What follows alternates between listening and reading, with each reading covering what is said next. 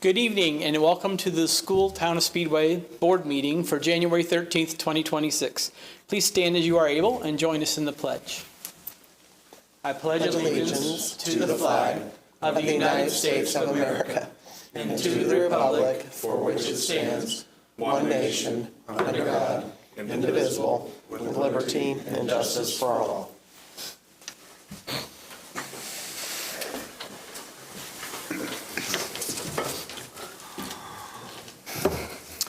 We are working from an 11-item agenda this evening, and the first agenda item is board reorganization as required by state law. Mr. President, I move that we reorganize the board for the 26 calendar year with Adam Gonzalez as the president, Luke Bickle as the vice president, Tom Smith as the secretary, and Nancy Johnson as the corporate treasurer, and then Luke Bickle also as the ISBA legislative liaison. And Mr. President, I move that we nominate Laura DeGay as the ISBA policy liaison. Thank you. Is there a second for the two motions? A second. Thank you. Is there any discussion on the motion? Plural. Other than thank you. Oh, Past sure. year. Yes. Sure, no problem. Thank you. So shall we vote on both of them together, or would you like them separated? Together. Okay. All those in favor of the nominations as proposed, please signify. And that passes 5-0. Chair, it's all yours. Thank you. The next agenda item for this evening is to approve the minutes of the December 9th, 2025 meeting. I'll move that we approve the minutes from the meeting December 9th, 2025. And I'll second. Discussion? All those in favor of approving the minutes, please raise your hand. Passes 5-0.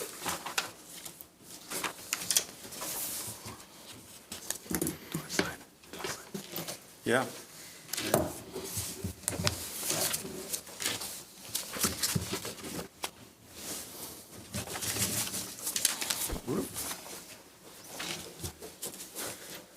Already made the motion.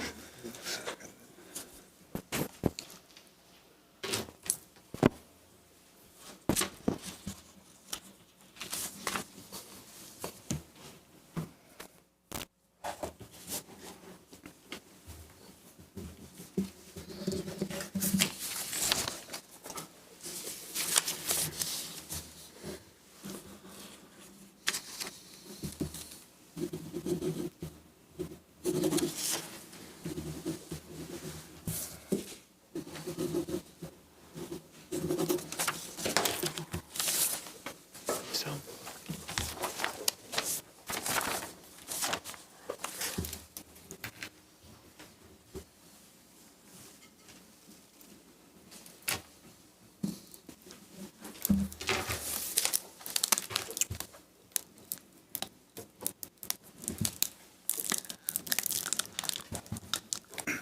Minutes are signed. Wonderful, thank you. Our next agenda item is to adopt the expenditure goal for 2026. Dr. Trebley? Yeah, thank you, Mr. President. The Speedway continues to exceed the target percentage based on the latest available data, and the recommendation is to adopt the following goal. This is a routine matter that we do each January. The goal states this, that the school town of Speedway shall maintain the current levels, percentages between the expenditures for the student instruction categories and the other expenditures categorized described in Indiana Code 20-42.5-3-4 for the next fiscal year. Thank you. What's the board's pleasure? I move that we adopt the expenditure goal for 2026. I'll second. Discussion? For the lay people, that means we put more money than we're required to into the classroom. It also means if we're setting a goal for 2026, that is the goal, that's the objective. Our goal for 2025, we exceeded all the goals in each category that we are. Of course, what Speedway Schools does is we put more money for teachers in the classroom. So we exceeded that for last year, which we're very proud of. So that is correct. And overall finances are hitting every mark we need them to hit.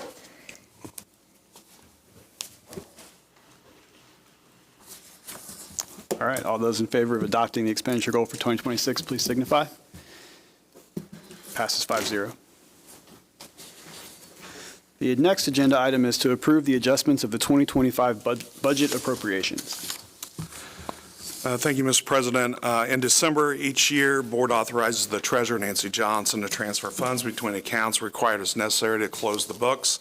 A record of those transfers included in your packet. Recommendations approve those transfers as presented. Please note the values of the transfers will be zero because we're not moving, not expending funds between sub-accounts inside of a larger accounts just to close out the books. The recommendation is to approve these adjustments of 2025 budget appropriations. Thank you. Mr. President, I move that we approve the adjustments of the 2025 budget appropriations. Thank you. I'll second that. Thank you. Any discussion? All those in favor, please signify. Passes 5-0. The next agenda item is to adopt a resolution to transfer budget funds to the rainy day fund. This is another routine matter, but each year we adopt and close a resolution for a transfer, and the recommendation, again, this year is to adopt the enclosed resolution to transfer $1.3 million to the rainy day fund from the referendum fund. I'll move that we adopt the resolution to transfer funds to the rainy day fund. Second. Thank you. Discussion? I would only say that in our Board of Finance meeting, immediately prior to this meeting, part of the positive place that Speedway Schools sits is due to these types of budgetary maneuverings that are savvy and required, and we really appreciate the work that the central office staff does. Nancy Johnson does a great job, and we are really just fortunate at how well you guys handle things. I will pass that along to her. She will appreciate that. Thank you. All those in favor of adopting the resolution to transfer funds to the rainy day fund, please signify. Passes 5-0.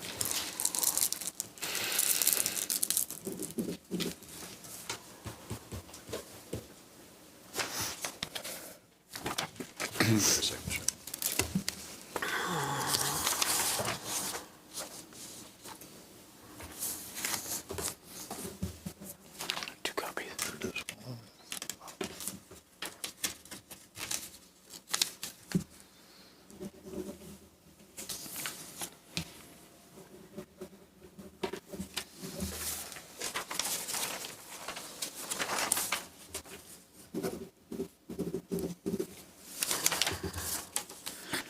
Excellent. Our next agenda item is a report on federal grades. Thank you, President, for allowing me this time to highlight some of the continued success that Speedway schools are exhibiting. So if we'll pull up that presentation there. I'm going to present on the federal report cards for the past 5 cycles. You'll notice that's from 2018 to 2025 because there's 2 years where the federal government did not give report cards due to the pandemic. Schools receive a federal rating anywhere from does not meet all the way up to exceeding expectations from the federal government, as well as a state rating. The state has frozen there since the pandemic for a couple different reasons. One, pandemic. In addition to that, the standards and the changing assessments. So that will change, and a new accountability system will be coming later this year, possibly being released actually tomorrow at the State Board of Education meeting. So again, we just use this data point as one of many as we look to support our students and improve our instruction within the classroom. But if we'll change to the next slide, Board, you have this table in your packets. This shows the reports, federal report cards for each of our 6 schools for the past 5 cycles. The green is showing that those years and those schools met expectations, and the blue is exceeds expectations. So even with the pandemic, changing demographics, our staff, our teachers, our support staff, they do a phenomenal job meeting the needs of our students, and this is just one more sign of that. However, we don't get complacent with these numbers, and to further explain, we could go into great detail. I could be here all evening explaining how these numbers come about, but just give you a brief breakdown. If we go on to the next slide. This is a sample report card that each building will get, and we receive these in December. So indicators, there are several indicators that make up that number you saw in the previous table.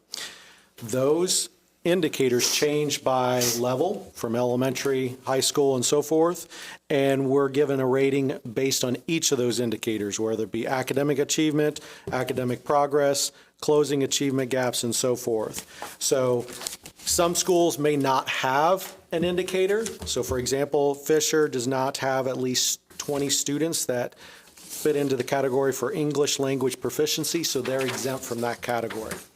But as a school and as a district, we look at these report cards and we do not get complacent with meeting expectation. We look at each of those areas, we find areas of focus and areas of strength, and determine what we can do for the following year to best support those students. If we change the slide, this dives even deeper into what a school or the district will do. This is an example of where a school was a little lower within the closing achievement gaps for English language arts. So the two columns where it says bottom 25% adequate growth rate and top 25, those are hyperlinked. Each school, their principals, their instructional coaches, their teachers are diving in, looking at those individual kids and how they performed, what went well with those kids, what didn't go well, what can we repeat for those that did do well, for other groups, and so forth. So we're really diving deep into that. The next slide is an example of a strength. So this is another school within Speedway and a different possibly year, but this same closing achievement gaps for English language arts you can see as a strength. So the points is 102 compared to the other one. So this is just an example of, okay, how do we repeat that from one building to the other? We have a lot of team meetings, our administrators get together, our teachers discuss, and we try to find what's best serve our students. So we apply those practices to other areas and other buildings. So as I shared at last month's board retreat, the state accountability system will be coming out hopefully tomorrow, and I'll be able to share that with you next month.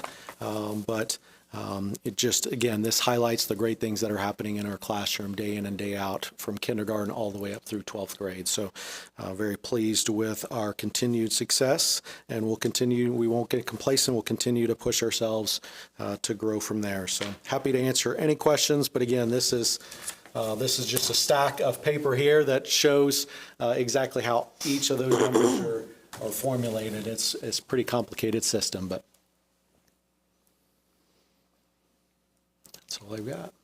Is the scale, I assume that the scale for the 4 elementaries is the same, so that those 4 numbers are out of the, is it the same for the junior high and the high school as well, or are those different? So each of the categories or each of the, make sure I use the correct term, indicators, they have different scales.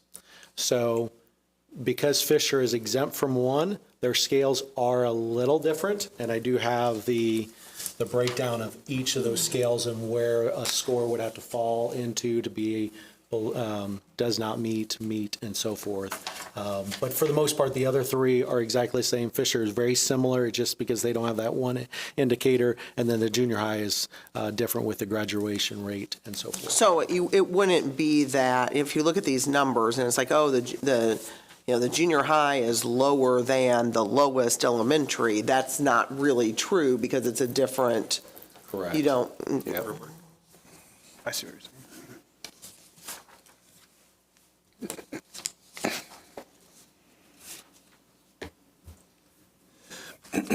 Is there anything that that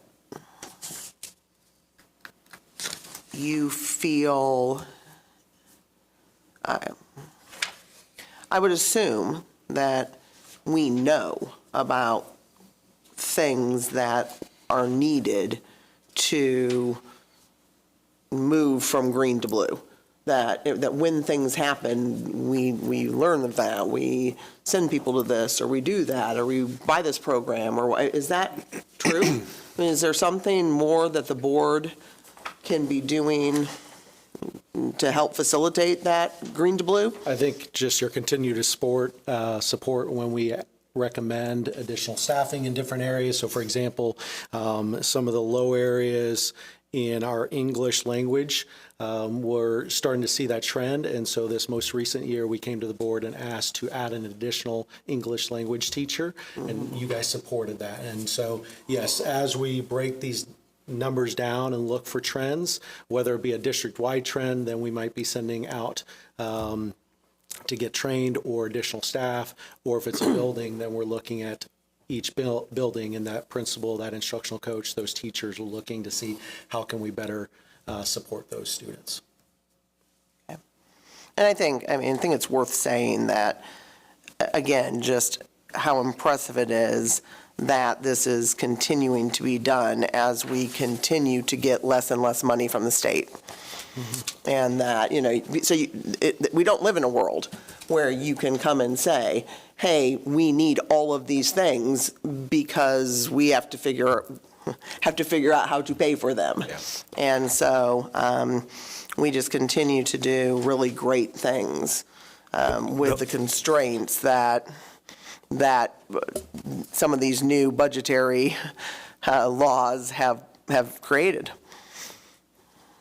Bill, can you hear me? Can you put the green and blue chart back up? I think it was the second slide. Oh, gosh, we're good.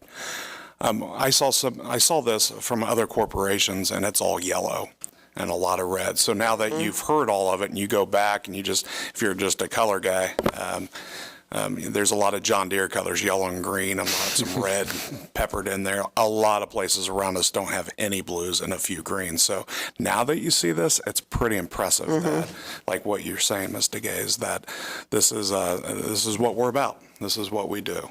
And that kind of proves it right there on that one. So great job on, and I've never seen, and to ask this too, since Lance has been here, there's a lot of coaches meetings in our office, like on Fridays, talking about successes. The collaboration is probably the best this place has ever been, I would say. We're talking K through 6 and the secondary also. So it's a group effort, but we do have our challenges. Well, and I think another piece of the puzzle is just how hyper-focused Speedway schools are on the individual student. I mean, part of me wants to be like, the federal report. I mean, it's so crazy. And the things that the federal government tries to get its hands into and stay involved in and are, that isn't really the big, we don't need to be waving this around as our big indicator of how successful we are. Right. We have a million other things that show that on, the individual level. And I'll just add that this is just one data point that we look at. Yeah. If we notice that in this data point that we're struggling with closing achievement gap, is that being reflective in the other data points? If it's not, then okay, it's an outlier. But if it is consistent across, that's where we really dive deep. And many schools don't click on that blue hyperlink and look at the individual kids. And because we're small, we're able to keep those small class sizes. We can make that work. Yeah. It's a nice balance of, the age-old, we're not teaching to the test, we're not teaching to get the numbers, but we're doing the specific things that are needed for each individual child. It's incredible. Wonderful. Thank you.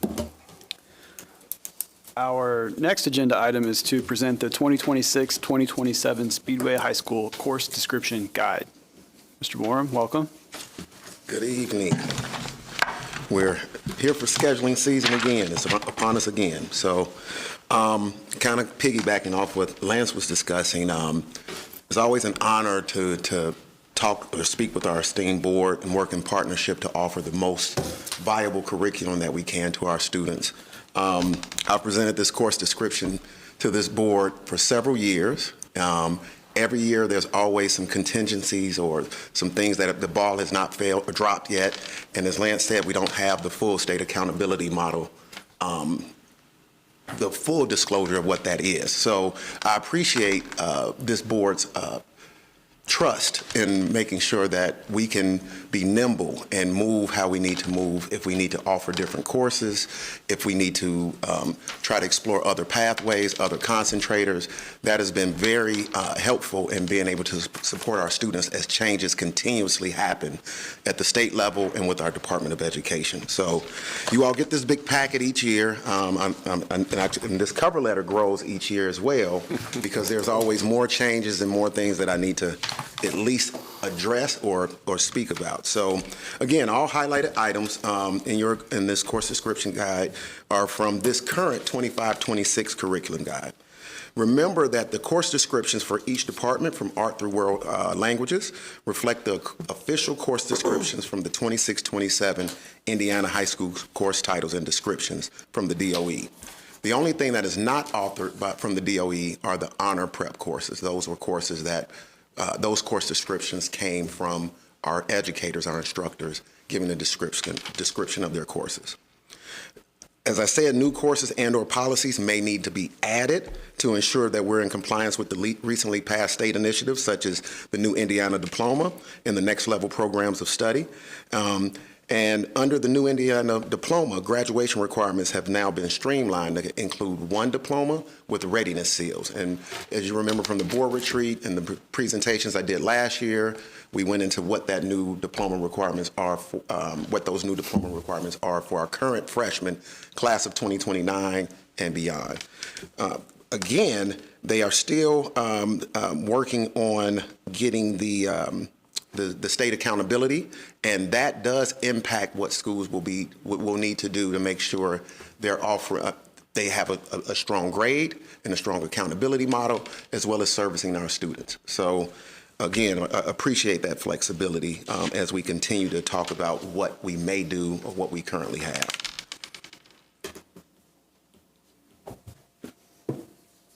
The Next Level programs of study I talked about last year as well. It aims to improve the consistency, quality, and intentionality of CTE instruction across Indiana. It does impact the elective courses that we offer. Sometimes parents will say, wow, you all don't have as many electives as you may have had years ago. A lot of that is due to having to make sure that our students can graduate. Pathways, electives used to be things that students could just take if they had an interest in, or if they were, they needed a place in their schedule. Now we have to be very intentional of the course offerings or the electives that we have to make sure that we're in compliance for graduation requirements. They're not just electives. They are electives that may lead to a CTE concentrator, lead to a pathway, and those are things that some students may need to actually graduate or earn an honor seal. Any significant changes from last year's curriculum guide has been stricken with the strike through, and the old verbiage remains. And the next pages and explanations highlight the changes that were made on that actual document that you have before you, the 56-page document.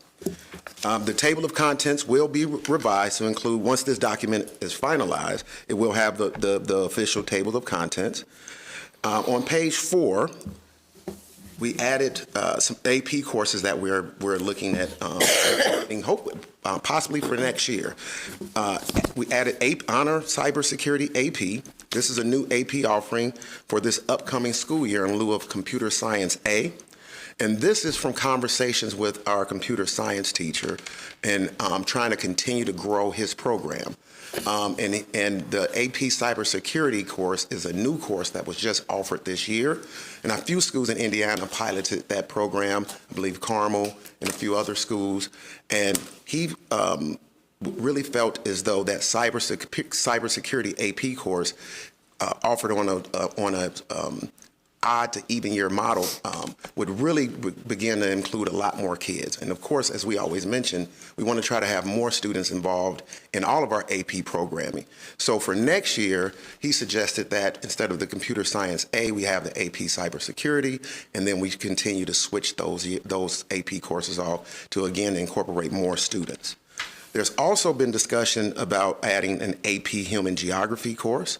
I mentioned in the document you have in front of you that would not be offered next year. But again, I don't want to have anything so definitive because we continue to have these discussions on what best serves our students.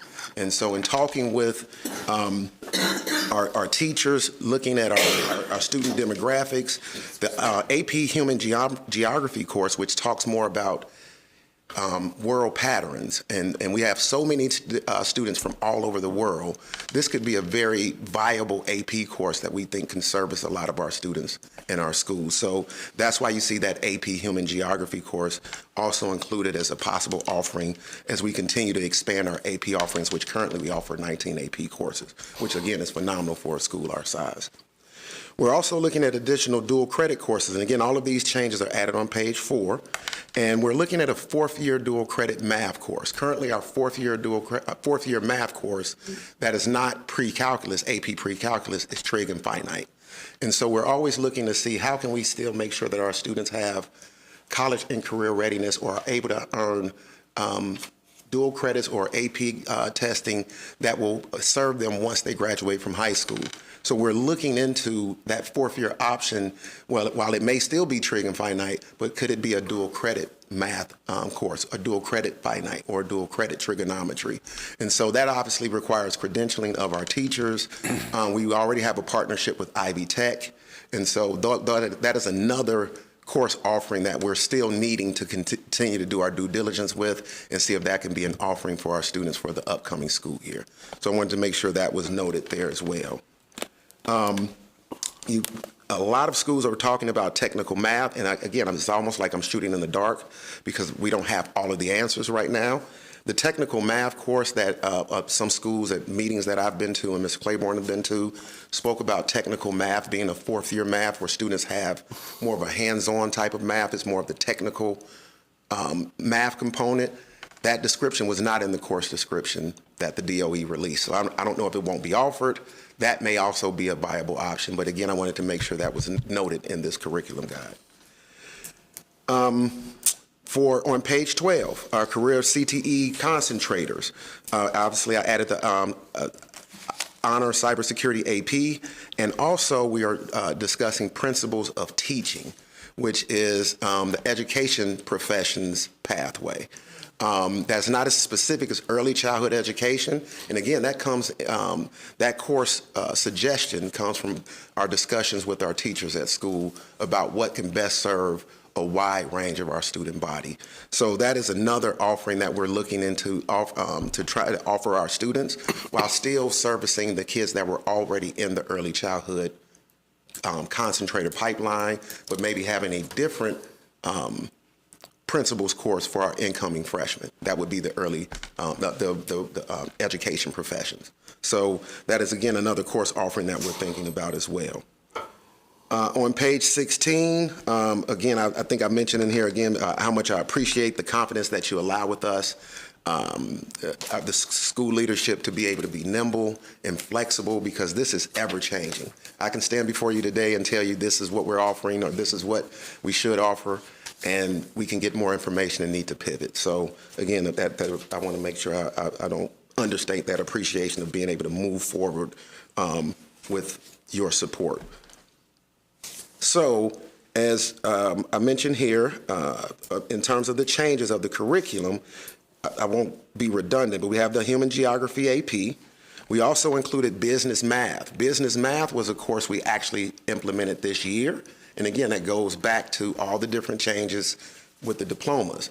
We were getting a range of students who were entering high school that weren't prepared to take algebra. And because of the diploma changes, business math is now a math course that does count towards your diploma.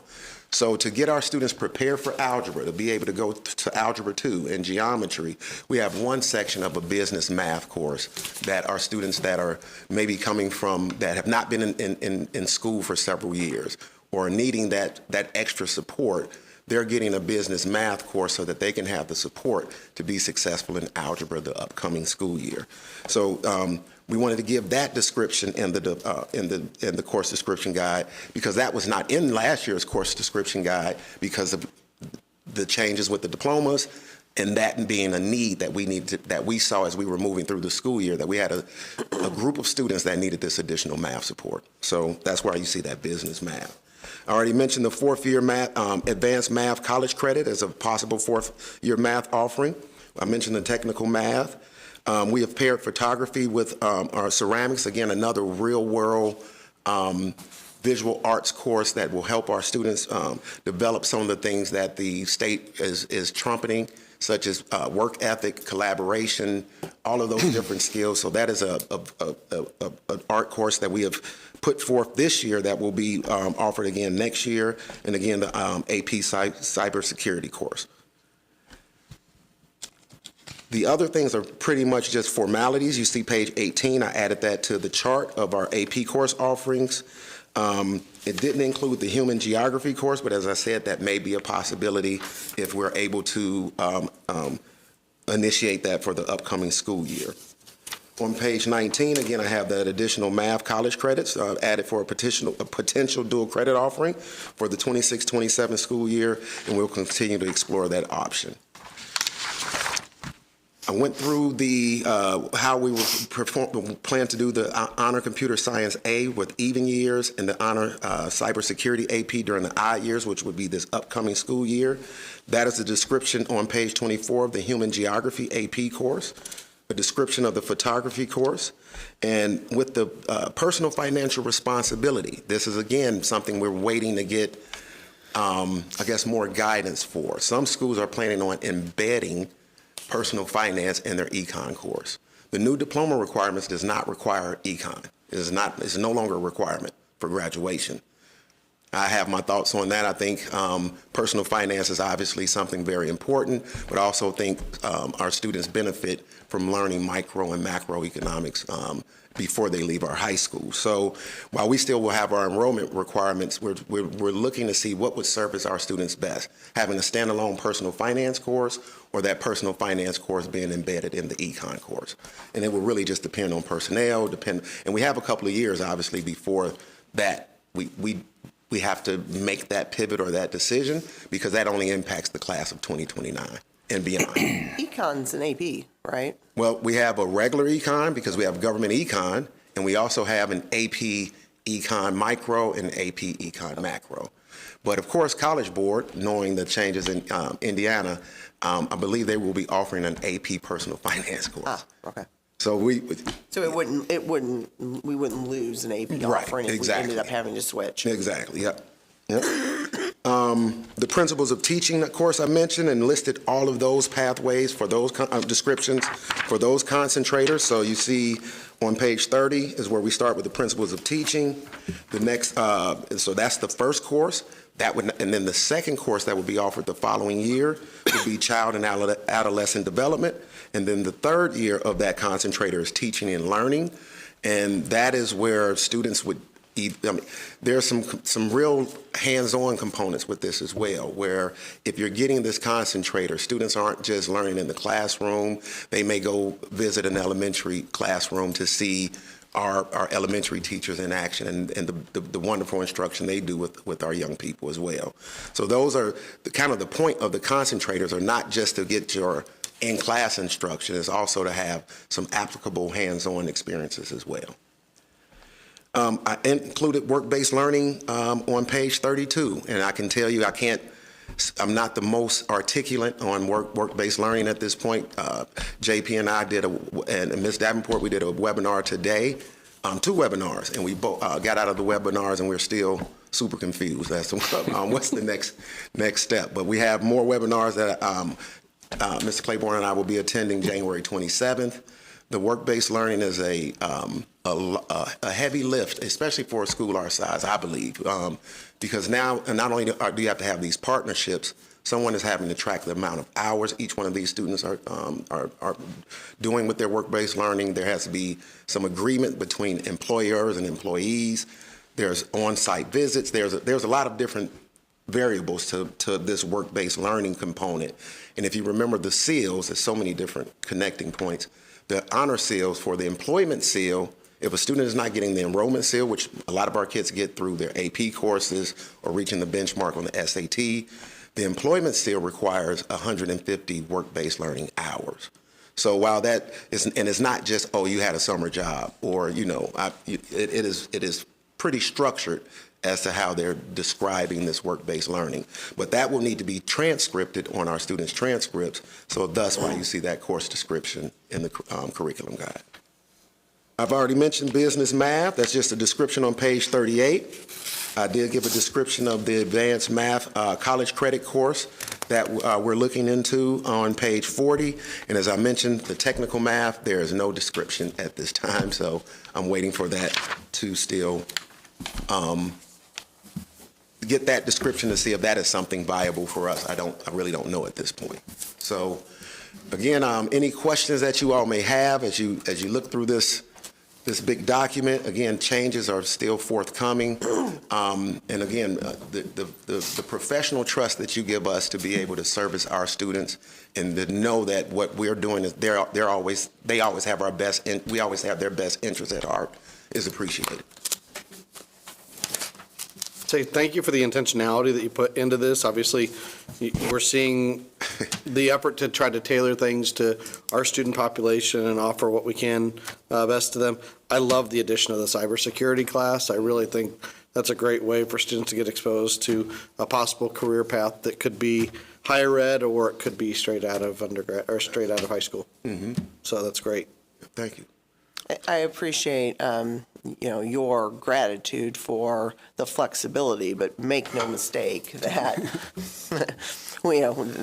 that's pretty easy to give. You guys have such a proven track record, and we cannot appreciate enough your nimbleness. And, I mean, you guys have only earned that flexibility. It is not a big ask at all. And we just are, we just are astounded at the work you do to put all this together. So thank you all, and thank those involved, please. Yeah, absolutely.